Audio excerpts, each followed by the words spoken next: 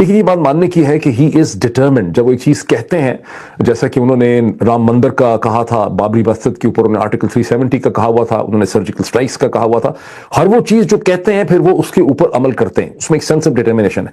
तो यहां आपको इसको सीरियसली लेना पड़ेगा। जब नरेंद्र मोदी कहते हैं कि हमने एक्शन करना है तो सीरियसली लेना पड़ेगा। ट्रंप ने ऑफर की कि मैं इस पे सारसी का किरदार अदा कर सकता हूं, और भारत की तरफ से इनकार कर दिया गया और भारत की तरफ से सख्त रिएक्शन इस पर आया। मुझे तो वो वक्त याद है, बांग्लादेश में हमारे 90,000 पतलूनें पड़ी थी। खुदा ना करे कि 2 लाख पतलूनें हमारी केपी के और बलूचिस्तान में भी पड़ी हूँ। स्टेटमेंट जरा देखें, ये बंदा पाकिस्तान का 17 सीटों पे वजीर आजम बनाया गया है, कहता है कि हमने 71 का बदला ले लिया है। भाई भारत के कौन से टुकड़े हुए हैं? कितने भारतीय फौजियों की पतलूनें उतार के आपने अपने पास रख ली हैं? हमारी तो 90,000 वहां रह गई थी।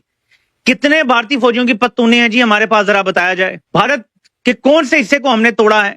क्या मुंबई का नाम मुंबईस्तान हो गया है, या मुंबई कराची के साथ मर्ज कर गया और हमने उसे कराची का हिस्सा बना लिया है? क्या हुआ है? कैसे हमने बदला ले लिया? मैं आपको गारंटी से कहता हूँ 2 साल तक इस हुकूमत को चलने दिया जाए और चलेगी। ये पाकिस्तान ना टूटा, मैं जिंदा रहा तो मुझे इस लिबर्टी चौक में फांसी दे दें। इंडिया की फौज चलाने वाले, यानी बहुत बड़ी फौज है इंडिया की, पाकिस्तानी फौज से बहुत बड़ी है और बहुत बड़ा बजट है उनका, बहुत बड़ा मुल्क है उनका। और अभी तक किसी हुकूमत ने भारत की जुबान के साथ जुबान मिलाते हुए पाकिस्तान की हुकूमत की या उसकी अफवाज की मजम्मत के अंदर कोई एक लफ्ज नहीं बोला। बिल्कुल। क्या पाकिस्तान के वजीर दिफा की इतनी औकात है? देखिए, इंडिया का वजीर दिफा जो है राजनाथ सिंह, वो खुद से इलेक्शन जीत कर आया है। पाकिस्तानी वजीर दिफा जो है वो ना 2013 का इलेक्शन जीत सका, ना 2018 का, ना 2024 का।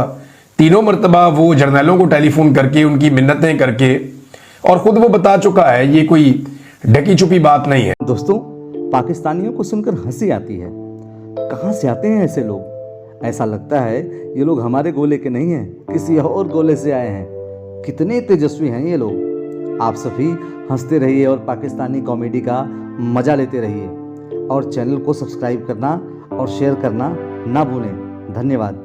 लेकिन ये बात मानने की है कि ही इज डिटर्मिन्ड। जब वो एक चीज कहते हैं, जैसा कि उन्होंने राम मंदिर का कहा था, बाबरी मस्जिद के ऊपर उन्होंने आर्टिकल 370 का कहा हुआ था, उन्होंने सर्जिकल स्ट्राइक्स का कहा हुआ था, हर वो चीज जो कहते हैं फिर वो उसके ऊपर अमल करते हैं, उसमें एक सेंस ऑफ डिटर्मिनेशन है। तो यहां आपको इसको सीरियसली लेना पड़ेगा। जब नरेंद्र मोदी कहते हैं कि हमने एक्शन करना है तो सीरियसली लेना पड़ेगा। अच्छा, अब ये हिंदुस्तान बहुत बड़ा मुल्क है, वहां पे 28-29 स्टेट्स हैं, वहां पर एक नैरेटिव शेप हो रहा है जिसमें स्टेट्स के चीफ मिनिस्टर हैं, उसमें कांग्रेस की लीडरशिप है, उसमें बीजेपी की लीडरशिप है, उसमें दूसरी जमातों की लीडरशिप है, और वो सारा नैरेटिव एक डायरेक्शन में जा रहा है कि आपको कुछ ना कुछ सब्सटेंटिव करना है, आप इस पे हाथ धरे नहीं बैठ। वो ये कहते हैं कि हमारे साथ बहुत हो गया, कभी मुंबई स्टॉक एक्सचेंज हो जाता है, कभी उड़ी हो जाता है, कभी कारगिल होता है, कभी पठानकोट होता है, पुलवामा हो गया, मुंबई के अंदर दहशतगर्दी हो गई, और हम सब कुछ करके देख चुके हैं। हमने 2016 में उड़ी के बाद हमने सर्जिकल स्ट्राइक को ग्राउंड अटैक करके देख लिया, पुलवामा के बाद सर्जिकल स्ट्राइक करके देख लिया।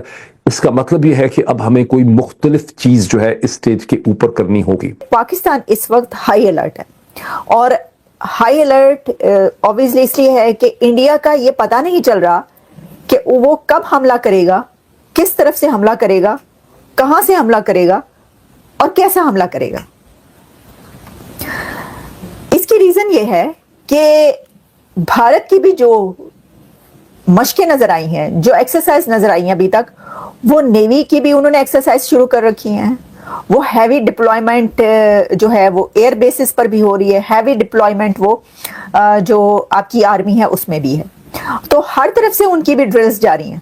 तो इसलिए ये समझ में नहीं आ रहा कि किस तरफ से हमला होगा। देखिए ना, हमला जिसने करना होता है उसकी तरफ से जो है ये पता चलना चाहिए कि कहाँ पे होना है, तभी आप अपने उस एरिया को प्रोटेक्ट कर पाएंगे। तो उस कंट्री के लिए मुश्किल ये होती है कि जिसके ऊपर हमला होना हो कि वो कहाँ पर प्रोटेक्ट करे। वो सिर्फ अपने कैलकुलेशंस कर सकते हैं, अंदाजे लगा सकते हैं। जो एक वॉर की स्ट्रेटजीज बनाने वाले जो अथॉरिटीज हैं वो अपने तय उसकी कोशिश कर सकते हैं, अदरवाइज ये पता नहीं चल सकता कि कहां से हमला होगा।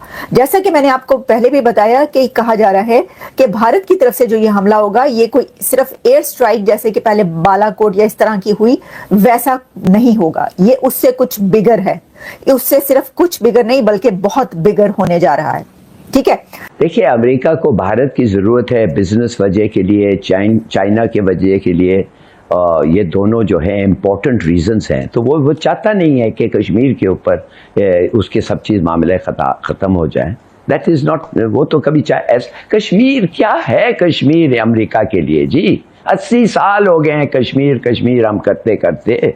देखिए, आपको पता है, मुझे पता है कि हमने सीटों गए, सेंटो गए, हर और बायलैटरल बेसिस दिया, जिधर गैरी पावर्स ने भी उधर से निकला था, और बायलैटरल बेसिस है, म्यूचुअल डिफेंस पैक्ट है। क्या एग्रीमेंट नहीं है और क्या सहूलत हमने अमेरिका को नहीं दिया है? हम लड़े हैं उनके लिए, मरे भी हैं। मगर आपने नोटिस किया कि जब sole supplier of weapons Pakistan का था अमेरिका, मगर जब 1965 का जंग शुरू हुआ 2 हफ्ते के बाद उन्होंने एम्बार्गो लगा दिया पाकिस्तान पे। जंग के दौरान, जंग के बीच में, तो जब हमने उनको कहा कि यार तुम किस किस्म के दोस्त हो, जंग के दौरान, जंग के बीच में इतने सारे पैक्ट्स होके, कहते हैं नहीं, हमारा जो जंग है वो कम्युनिस्ट के ख़िलाफ़ है और तुम्हारे इंडिया के ख़िलाफ़ नहीं है। और हमारा वेपन्स रोक दिया, और इंडिया का एक वेपन्स उस वक्त इधर से नहीं आ रहा था, रूस से आ रहे थे, और रूस धड़ाधड़ वेपन्स देता रहा। जब ये कहानी ठीक से कहानी लिखी जाएगी, वो क्या हुआ और उसका नतीजा क्या हुआ, अभी भी हम ठीक से नहीं कह सकते हैं, इसलिए कि अभी तक थोड़े से फीलिंग्स हैं, सेंसिटिविटीज़ हैं, आप चौंक जाएंगे। और इस सारी वार में अफगानिस्तान की तरफ से कोई बयान, हमायत, मुखालफत, बिल्कुल कुछ नहीं हुआ, खामोशी छाई रही। आपको पता है कि जब पाकिस्तान बना था तो एक ही वाहिद एक मुल्क था जो पाकिस्तान के वजूद में आने के ख़िलाफ़ वोट दिया था यूएन में, पता है ना आपको, और वो था अफ़गानिस्तान। और आज आपको पता है कि हालांकि हमने अफ़गानिस्तान को हर किस्म की मदद दी, पनाह दिया, हमारे नौकरियाँ, हमारे लोगों को नौकरी, क्या क्या ड्रग, कलाशनिकोव, जो भी कल्चर आया, ये वो, कितने साल अमेरिका के साथ उनके लिए लड़ते रहे हैं और किस किस मुल्कों के साथ लड़ते रहे हैं। आप मुझे बताएं, आज तक उन्होंने ये कहा है कि ये जो लाइन है हमारे और तुम्हारे दरमियान में, इसको हम एक्सेप्ट करते हैं, ये हमारा शुक्र, हम आपको हमारा इतना आपको हम ओ करते हैं, इतना शुक्रिया करना चाहते हैं कि यार ये जो बॉर्डर है ये ख़त्म करो। बल्कि ये क्या बॉर्डर है, इसको बिल्कुल ही, ये इसको बॉर्डर ही नहीं रखो।